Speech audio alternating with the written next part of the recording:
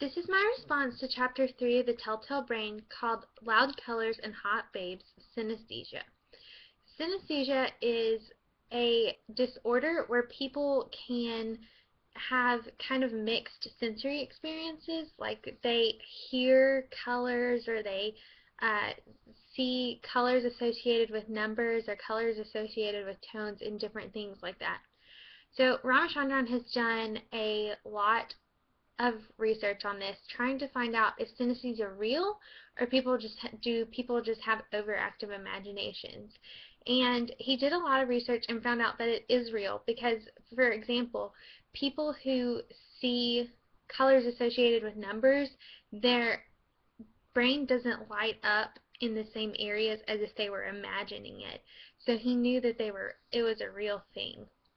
He argues that the reason this happens is because there's crosstalk between areas that are near each other. So he said, well, what if the area for numbers and the area for colors in the brain is in the same area? And he found out when he went looking that it is, because they're in the temporal lobe, the area for processing numbers and processing colors is in the same place.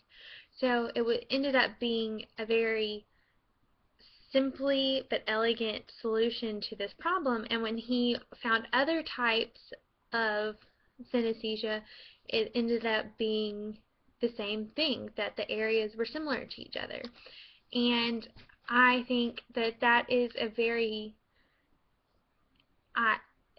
trustworthy solution to this problem, because the structure is so important. Like, the structures are near each other, so it makes sense that there might be crosstalk between something that's so close to each other. I would find it harder to believe if the areas were really far away from each other.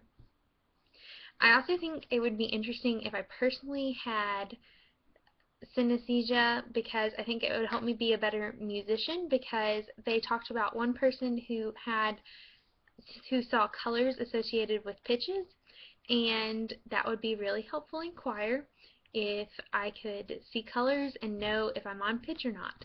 But I don't have that option. I also thought that it was interesting that so many artists were believed to have synesthesia, and like poets are better at metaphor because they have synesthesia and they can use their experience with crossed perceptions to use metaphor in their writing. And that is my post, brought to you by Mardi Gras Break.